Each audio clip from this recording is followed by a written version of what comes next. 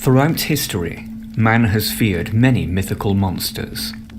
The Kraken, the Dragon, the Mothman, and Bigfoot. But there is one monster that outrivals them all.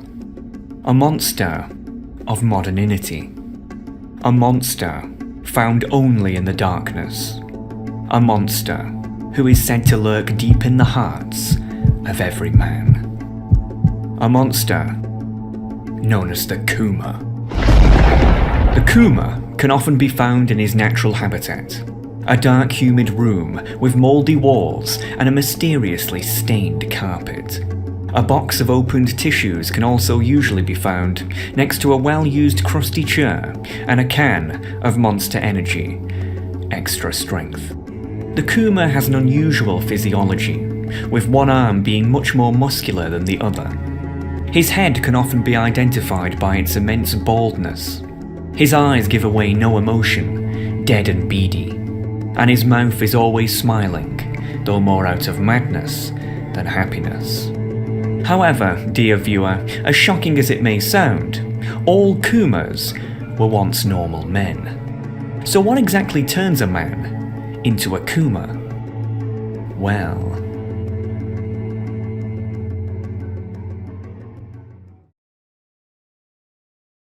Alright pal, listen up, you've got two choices. You can either look at me, your good friend Alex Hexagon, you know me, I want to teach you something you need to know, or alternatively, you can look at the dancing lady over there, and that's the road to hell, my friend. Which one is it? You want to look at me? I'm the good guy, I want to teach you something, I'm your friend, hello? Or do you want to look at the lady? Which one is it? Take your pick, take your pick. You can only look at one at the same time. We can only look at one at the same time. Take your pick, which one is it? Her? Me? Her or me? Pick one, her or me. Hey, you looking at me? Look at me. Look at me, don't you dare look at her. Don't you dare look at her. You're better than that. You're better than that, right? Look at me, not her. Look at me. Look at me. Are you looking at me? Are you looking at me?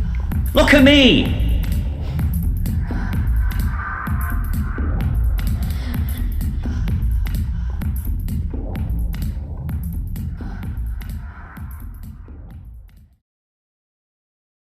Dear viewer, I don't know when you're watching this. It could be January, May, September, or the period when time folds in on itself during the end times. I don't know.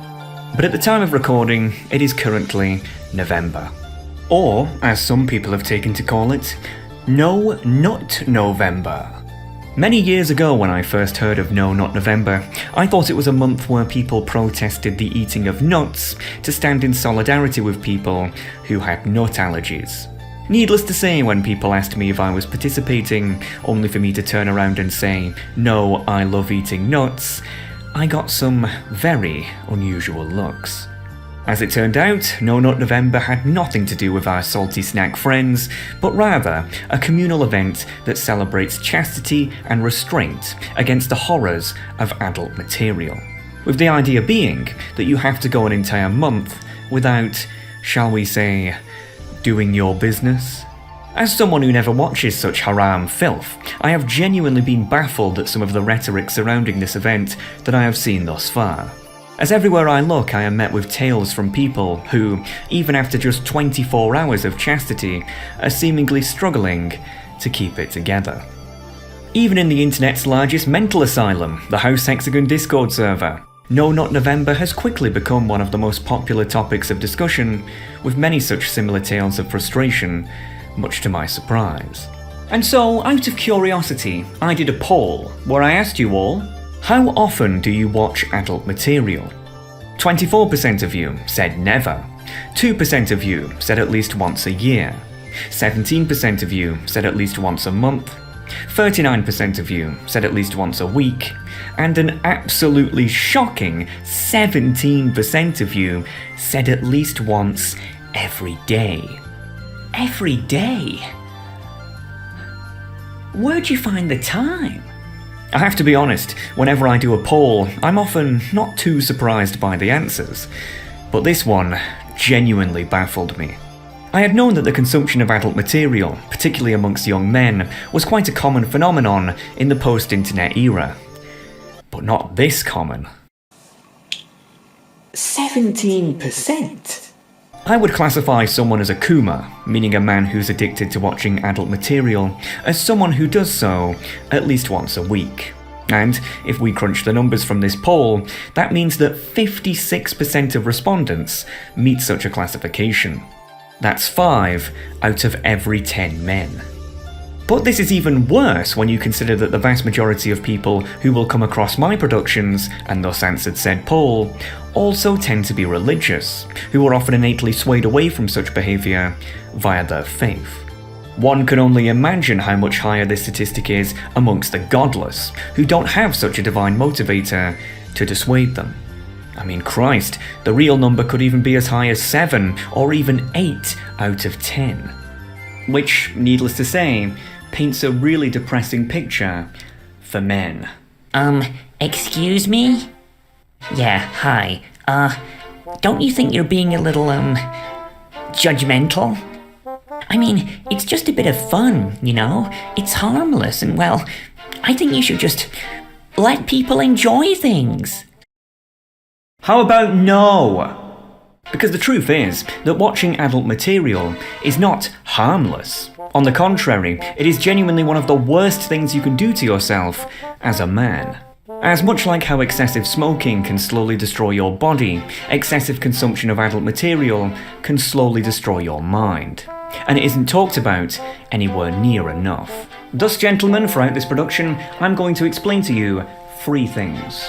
Why only men specifically seem to get addicted to adult material, what watching such filth actually does to your brain, and perhaps most importantly of all, what should be done about it. So without further ado, let's begin. Number 1. Why do only men specifically seem to get addicted to adult material? Now, this originally sounds quite stupid, but it's actually quite an interesting question. Whenever you read into tales of people who have such an addiction and thus are struggling to control themselves in events such as No Nut November, they are, 99% of the time, men. But why, exactly? I mean, after all, it's not like women don't feel similar feelings of attraction. So why aren't there endless stories of women Coomers, who just can't help themselves seeing buff man muscles like mine? Well, while it is true that both men and women have such feelings, it tends to manifest very differently for each. Men tend to prefer visual stimuli, and thus can go from having 0 interest to maximum interest in seconds given the right visual motivation, with almost no emotional investment nor build-up required. And this can be proven very easily. For example, if I open up the good old Microsoft Paint and draw the letter C, then mirror that C backwards, then surround them both with parallel brackets, then despite the fact that I've just drawn a bunch of seemingly abstract symbols, a deep-seated primal monkey brain starts to kick in for men, even over a visual representation that is this vague, innocent, and mundane. Women, on the other hand, will find this to be absolutely unbelievable, as they, unlike men, do not necessarily sway towards visual stimuli, but emotional stimuli. As for women, the experience of lust is more than just a visual or even physical transaction, but one of a deeper emotional desire. It's not a coincidence that the most popular mature book of the modern era, 50 Shades of Grey, was overwhelmingly bought, not by men, but by women. Right, let's see what this is about. When literature student Anastasia Steele interviews successful entrepreneur Christian Grey, she finds him very attractive and deeply intimidating. Unworldly and innocent, Anna is shocked to find she wants this man, and excited when she realises that Christian wants her too. As they embark on a passionate love affair, Anna discovers more about her own desires, as well as the dark secrets Christian keeps hidden away from public view. Do you see what I mean? TLDR, men prefer the action, women prefer the plot. So it's not so much that only men are affected by adult material, but that such material of a visual style is much more appreciated by men, whereas women prefer emotional stimuli. But whereas emotional stimuli often requires some creativity via imagination, visual stimuli is nothing more than brain-dead unhealthy consumption of an ever-emboldening nature, which just so happens to be far more damaging. Which brings us on nicely to number 2. What does watching adult material actually do to your brain? Well, how do I put this bluntly? It destroys it. It's almost as if men have two different modes. Their surface persona, him as he presents himself to the world, and their inner animal, the person he becomes when lustful. Whereas for women, the two modes are usually but one and the same, and an inseparable experience as such. This is often why, psychologically, men can go from having absolute fascination with a woman to borderline zero care at all, almost instantly, after a lustful experience. Much to the shock of said woman, as it wasn't really him that they were interacting with, but the inner animal. Which, by the way, is just one of a million reasons why recreational intercourse is a terrible thing, but besides the point. Sometimes, with men, the surface persona and the inner animal can likewise be in sync, as, by the way, they should be. But this becomes ever increasingly unlikely should said men start to excessively consume adult material, as for such men, their inner animal can start to feel as if it is at war with their surface persona, due to becoming increasingly strange. You see, most men, when they start watching adult material, will start by seeking relatively innocent contents. Things like women in bikinis and that kind of thing. But much like how when one eats too much, the size of your stomach increases and thus you require more food in order to feel sated, what quickly starts to happen is that men who watch an artificially excessive amount of adult material fatigue their subconscious lust, and in response demand more, shall we say, hardcore contents. And this phenomenon, over an extended period of many weeks, months, and years, can manifest one's mind into becoming absolutely perverted. In my view, there are 3 levels of perversion, with each one getting worse than the last. First, mild perversion, whereby the subject starts to attain desires that are ultimately harmless, but still quite bizarre, such as being fascinated by one particular part of the body, or a certain type of body. The recent rise of the tomboy aesthetic, whereby men claim that they desire a woman who is taller and more muscular than them, usually while having stereotypically male interests to match, is an incredibly common side effect of overexposure to adult material. Good luck trying to tell them that though, as the amount of debates I've had on radio with men about this topic is absolutely astronomical, and they're all in denial. No, Alex, you don't get it! It's totally normal to want to have a 7'4" wife who looks like She-Hulk. Yes, I might have fried my brain by watching adult material 7 days a week, but it's totally unrelated, man! Trust me! Okay, Coomer. The second type is mid-perversion, whereby the subject can start to crave much more disturbing desires, such as wanting to treat others badly, or to have others treat them badly. The rise of the simp phenomenon, whereby men like to essentially humiliate themselves before, usually women, but sometimes even other men, is a clear example of this in action. And speaking of simps, let me tell you a story.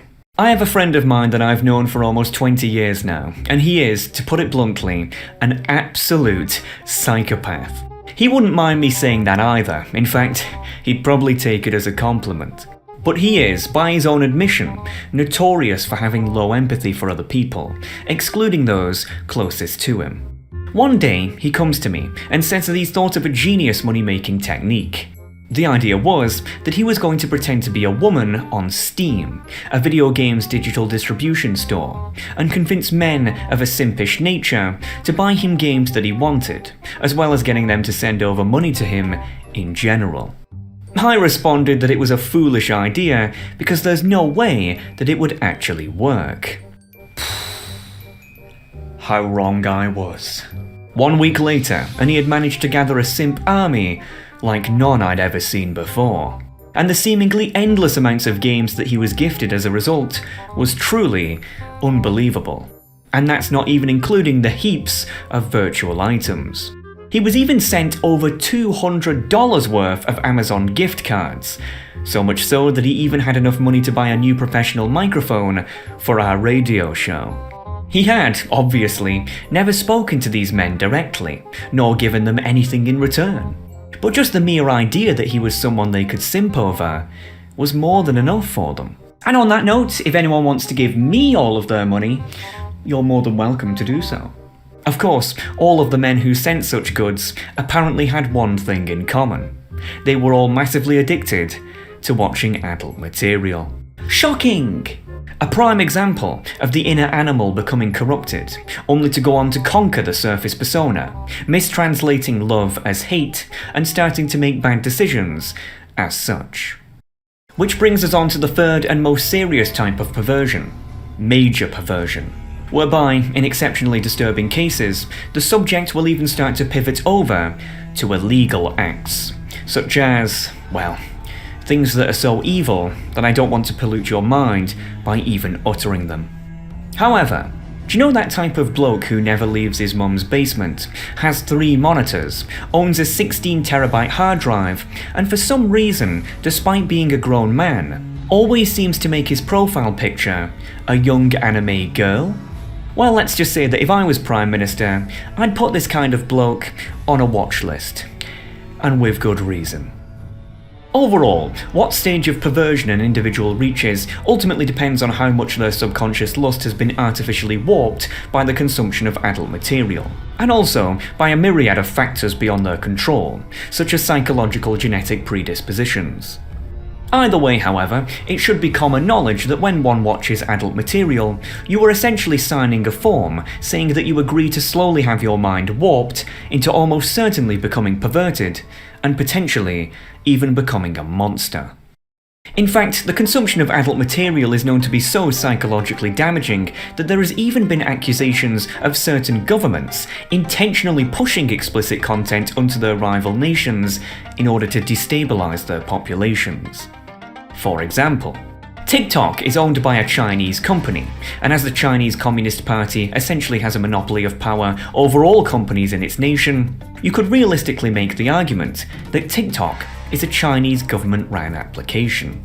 Yet whereas the Chinese version of the app is heavily controlled and restricted, resulting in very blissful content, on the Western version of the app, all sorts of decadence is constantly pushed via its algorithms, usually to its very young user base. Granted, it's hard to say if this is intentional, as after all, pretty much everything in China is much more controlled. Which, by the way, is a good thing. But the question still stands. If they can do such a good job at keeping the Chinese version of the app squeaky clean, then why do they fail so much at doing the same on the Western version? Could it be that similar to how the British historically pushed the addictive and crippling drug of opium in China in order to weaken its population from within while profiteering from such atrocities, that the Chinese government is now intentionally peddling this form of digital opium onto us? There is, after all, no more a devious way to destroy a nation than to corrupt its own people. Only time will tell, I suppose, but either way. When something is so bad that it can even be classified as a weapon of psychological warfare, one should really start to question if it's wise to consume it. Something that really annoys me about the modern decadent West is this permeating attitude that men watching adult material is just normal. But it's not normal. On the contrary, the availability of such poison in both quantity and quality is a relatively recent phenomenon, only really being prominent ever since the rise of the internet in the late 1990s. We've only seen the effects of such filth on a grand scale on just a single generation, and the consequences for them have been beyond disturbing. This nonsense notion that it's just something everyone does and that it's totally normal needs to be completely and utterly obliterated from status quo thinking. I mean, some people become so helpless that they can't even stop watching it at work. Morning, Callum. Hope you're feeling better. Can see you're logged in via remote access. Your screen here is visible, and we can all see you watching porn in between enquiries. If you go to the top of the screen, there's a menu bar. One of the icons will have a black screen option. If you click on this, it'll blank out your office machine so you can continue in private. Thanks, Gary. I mean, really? Come on, Callum. Well, actually, no, don't come on, Callum. Come off, Callum. Perversion happens exactly because the mind wasn't designed to be exposed to such imagery so effortlessly and in such large doses. And in response, malfunctions, breaking men's minds into confusion and slowly turning them into animals. Correct me if I'm wrong, but I'm pretty sure there was a certain book from 1,400 years ago that kind of talked about all this.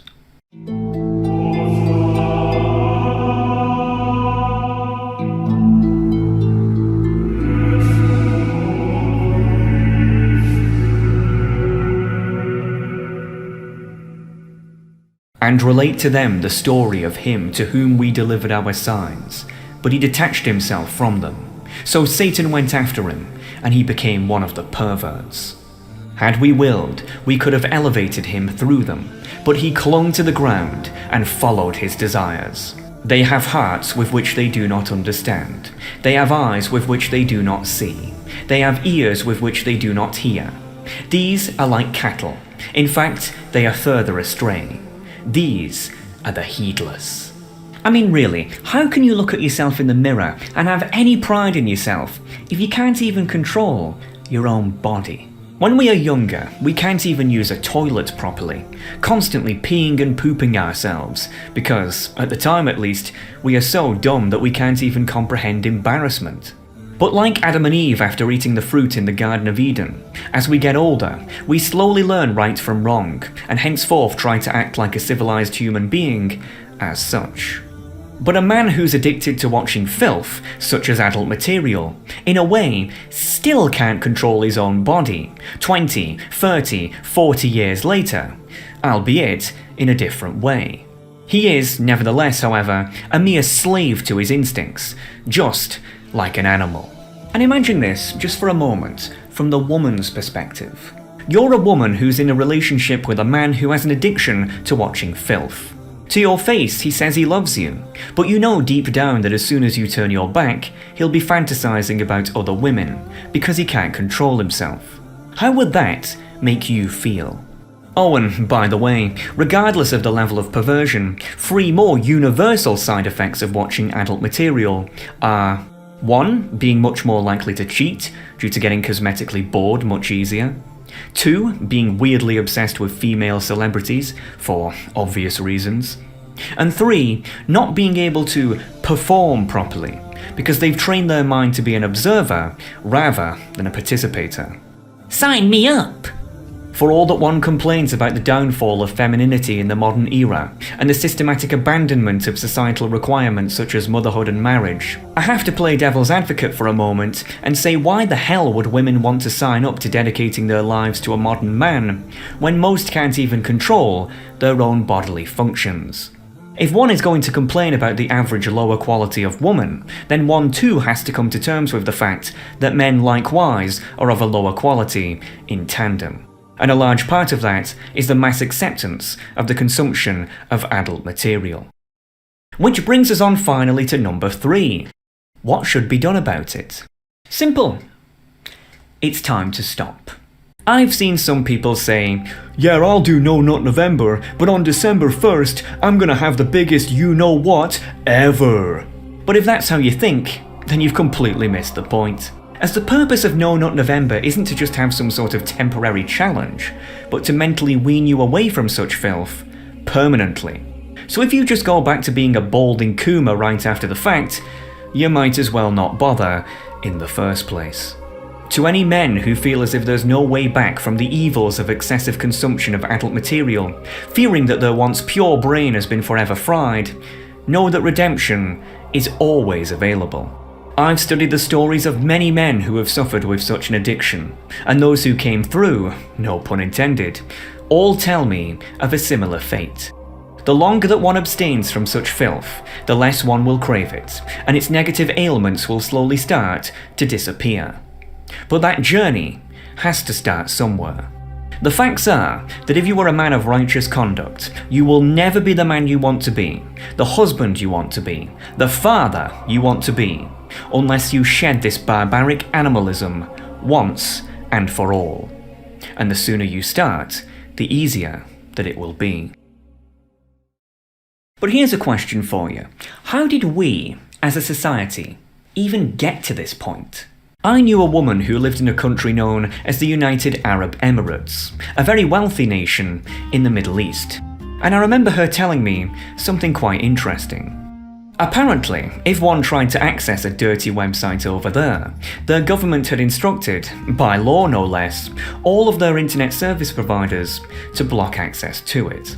This is, of course, because the UAE is a nation that has an Islamic foundation. And as those Quran quotes I spoke of earlier imply, humans acting like animals is heavily frowned upon in Islam.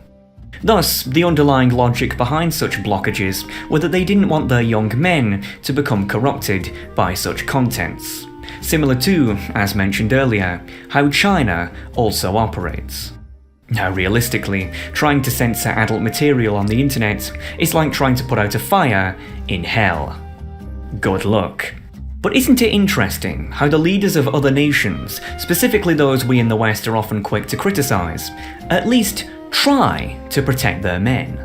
Meanwhile, our own Western leaders don't seem to give a flying flamingo. But why?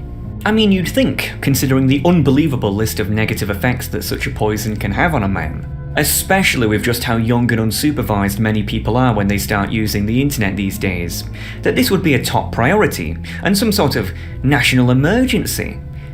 So why isn't it? And the answer to that is actually quite simple.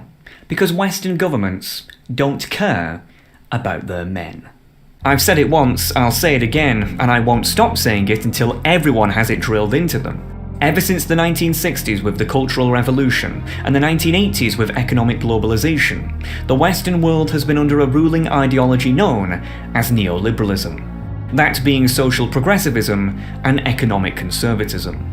And though such a process has brought some good things, ultimately, all of that which once made the Western world great, collectivism, intellectualism, patriotism, religion and family, have also since been all but destroyed.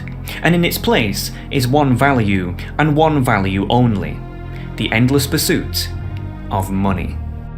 Of course our governments don't care if there's a huge swath of men who are becoming mentally ill from such filth. As under neoliberalism, all that matters is gross domestic product, the stock market, and free trade. Adult material is, after all, a very lucrative business. And in a land where only money matters, the very concept of filing legislation in order to protect people over generating such finances is simply an unbelievable ask. We in the West are quick to criticise other parts of the world, but riddle me this. The Muslims of the Middle East have their faith in Allah. The people of China have their national pride. But what do we in the West have that unites us as a collective? Nothing. As in this newfound neoliberal West, you are but an individual, and you are never meant to have any concerns except consuming products. And so I say to the men in the Western world watching this, that they should never forget that their governments, such as those in the hellscapes of Washington DC, London and Paris, chose to prioritise profits over their health. Though I suppose that shouldn't be too much of a surprise. As over here in the UK, a Conservative Party Member of Parliament was recently caught red-handed watching such filth himself in the Parliament. And I thought Callum was bad. What does it say when I, a young man of borderline zero notoriety, ever so passionately craft these productions to my small audience completely for free? Meanwhile, the British public are forced to pay tens of thousands of pounds per year to our representatives, who again are meant to be the best of us, only for them to behave like this. It says that our nation has become a nation of perverts, by perverts, for perverts, and a reformation is beyond required, and reform it shall. Throughout history, there has been many societies that have turned a blind eye to decadence, as the modern West today does. But their fate is always one and the same: reformation, and ours shall be no different. Because mark my words, much like how it's always darkest before dawn, a grand overcorrection is on the way when it comes to issues such as this. Not today, not tomorrow, but sometime in the future. And during such times, Western nations will once again receive healthy institutions and upstanding governments in tandem that actually protect the welfare of their people as deserved. This nonsensical idea that freedom, or freedom as it should be known, is the primary value of Western society needs to be flushed down the toilet right where it belongs. as the primary value of Western society should be, just as it always was, morality. To do what is right, just and pure for the people at large. Money and profits be damned.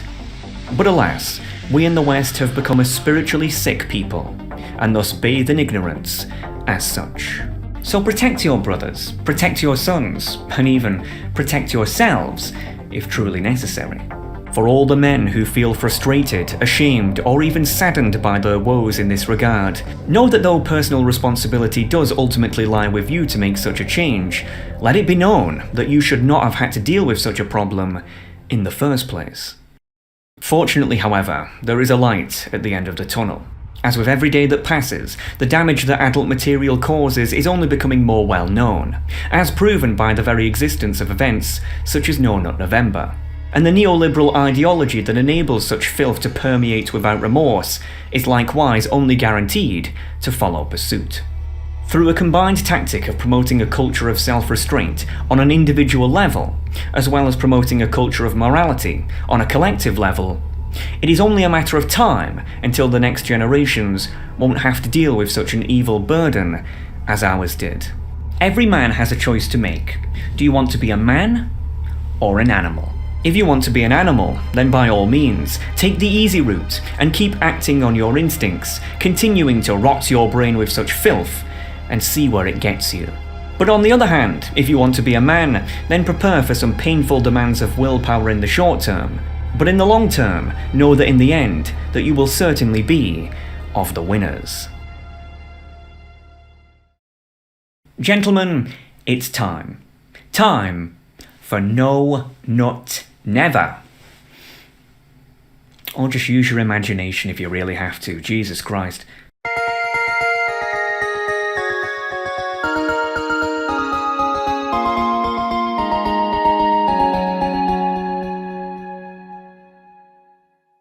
Alright folks, I hope you enjoyed that, and I'm really interested to see people's comments on this one, because I know for a fact that there'll be a large group of people out there who will say that I'm overreacting and that adult material is not as much of a scourge on society as I think it is. But no, it is. It absolutely is.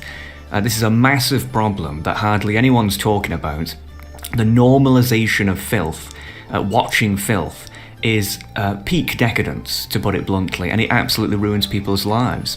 I've never had a problem with this myself, but I've known many people who have, and you just see these men who are great transform into these absolute monsters. And I think it's an absolute tragedy. It needs to be spoken about more. This is a problem.